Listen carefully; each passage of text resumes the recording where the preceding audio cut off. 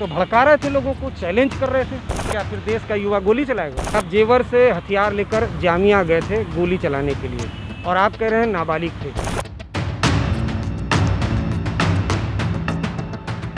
हमारे साथ राम भक्त गोपाल हैं, जिन्होंने 1 साल पहले जामिया में एंटी सीए और एनआरसी के खिलाफ जो प्रोटेस्ट निकाल रहे थे, उन प्रोटेस्टर पर गोली चलाई थी।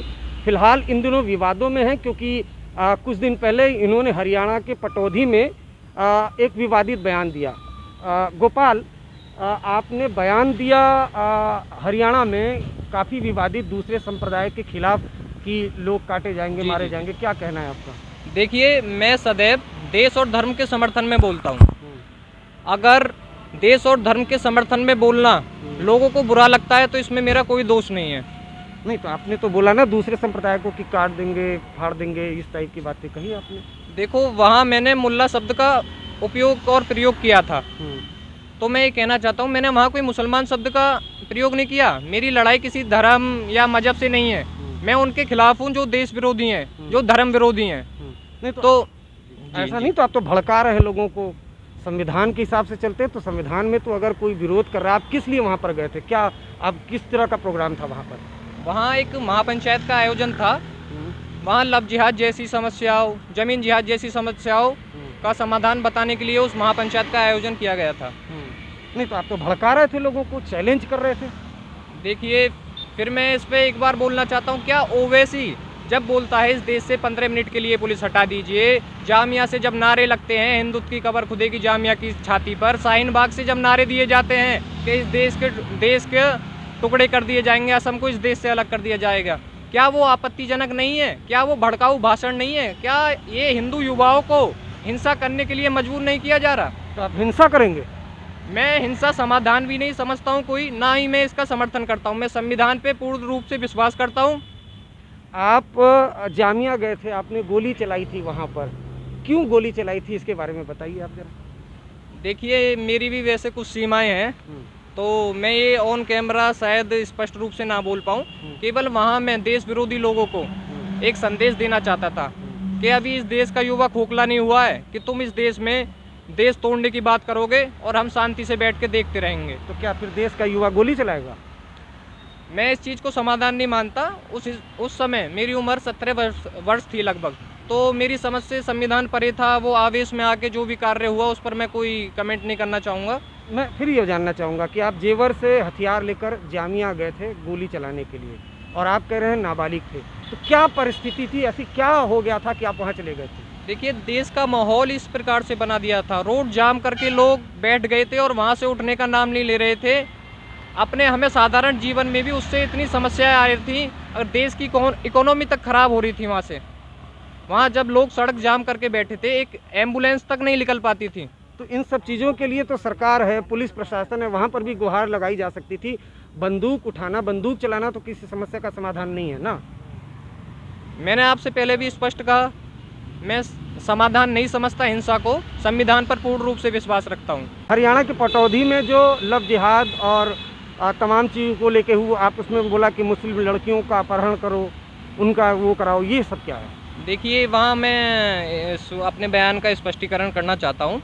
वहाँ थोड़ा इतनी गर्मी अधिक होने के कारण, ज़्यादा भीड़ होने के कारण, थोड़ा आवेश में आकर अज्ञानता के कारण मैं वहाँ उस शब्द का प्रयोग उठा लेने शब्द का प्रयोग नहीं करने वाला था। मैं जैसे मैं यूपी से बिलोंग करता हूँ, तो वहाँ एक शब्द होता है ब्याह। ब्याह करना मतलब शादी करना, तो मैं वहाँ उठा लेने की जगह ब्याह करने का शब्द प्रयोग करना चाहता था। और आगे आप मेरा भाषण देखेंगे, पूरी क्लिप देखेंगे, तो उसमें स्पष्ट पता चल जाएगा। मैंने उसमें आगे बोला है, बहन बेटियों को सम्मान के साथ सनातन धर्म में लाओ, उनको बुर्खा से आज़ादी दिलाओ। नहीं, तो ये सब क्यों कर रहे हैं आप? ये क्या लव जिहाद का काउंटर कर रहे हैं आप? क्या आप नहीं मानते इस देश में महिला सशक्तिकरण होना चाहिए? इस देश में ऐसी मुस्लिम महिलाएं भी हैं जिन्होंने घर के बाहर अपने सूरज नहीं देखा है। क्या कोई मुस्लिम महिलाओं के खतना पर बात करने वाला इस देश में नहीं है? तो कहाँ चले जाते हैं महिला अधिकार वाले वो व्यक्ति? तो पर्दा प्रथा तो आज भी हिंदू समाज में कई जगह पर है। देखिए, इंडिया एक डेवलप देश बनना चाहता है, जिन देशों की तरह ये डेवलप देश बनना चाहता है। आज उन देशों ने भी बुर्का तक बैन कर दिया है, तो क्या इंडिया को नहीं बुर्का बैन कर देना चाहिए? क्या इंडिया को बुर्का से आज़ादी नहीं देनी चाहिए? तो इंडिया ऐसे डेवलप होगा कि आप सैकड़ों की भीड़ में मार दो, काट दो और युवा गोली चलाएगा, तो ऐसे इंडिया डेवलप होगा? आप बताइए इस देश के गद्दारों के साथ क्या करना चाहिए? कानून के हिसाब से निपटना चाहिए। तो कानून कहाँ है, मैं यही तो पूछना चाहता हूँ। जब अमानतुल्लाह खान जैसे लोग स्पष्ट ट्विटर पे आकर धमकी देते हैं कि यति नरसिंहानंद जी की गर्दन काट देनी चाहिए, तब कानून व्यवस्था कहाँ चली जाती है इस देश की? जब ओवैसी बोलता है 15 मिनट के लिए पुलिस हटा दो, तो इस देश की कानून व्यवस्था कहाँ चली जाती है? वो तो मैं धन्यवाद करता हूँ योगी आदित्यनाथ जी का, जो उन्होंने यूपी में पुलिस प्रशासन कानून व्यवस्था को इतना सख्त कर रखा है। नहीं, यूपी में आज इस प्रकार की इतनी घटनाएं होती कि हिंदू बहुत ज़्यादा विचलित हो जाता। एक आखिरी सवाल है, जामिया में जो इंसिडेंट हुआ उसके लिए आपको आप मानते हैं गलती है, और जो हरियाणा में बयान दिया आपको लगता है उसने गलत बयान दिया, भड़काऊ बयान दिया? देखिए, मैं हरियाणा के बयान पर स्पष्ट कहना चाहता हूँ, उसमें मैं कोई अपनी गलती नहीं मानता हूँ। मेरा पूरा बयान अगर ठीक से सुना जाए, मैंने उसमें केवल ये कहा था मुस्लिम बहन बेटियों को सम्मान के साथ सनातन धर्म में आएँ, उनको हिबास से, हलाला से, मुस्लिम महिलाओं के खतना से, बुरखे से हम आज़ादी दिलाएंगे। तो जामिया पे जो गोली चलाई उस पर गलती मानते हैं? जी, उस पे मैं आपको बताया ना, मैं उस पे मेरी कुछ सीमाएं हैं, अभी वो केस चल रहा है, संवैधानिक प्रक्रियाएं सारी चल रही हैं, उस पे मैं अभी कोई कमेंट नहीं करना चाहता। ठीक है, हमसे बात करने के लिए शुक्रिया।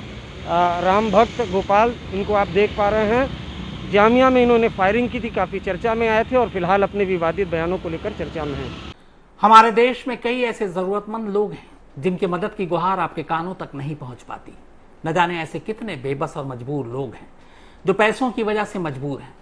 आपकी थोड़ी सी मदद इनकी जिंदगी बदल सकती है, तो क्यों ना मदद के लिए हाथ बढ़ाएं। डोनेट करने या बाकी जानकारी के लिए नीचे दिए गए डिस्क्रिप्शन पर क्लिक करें।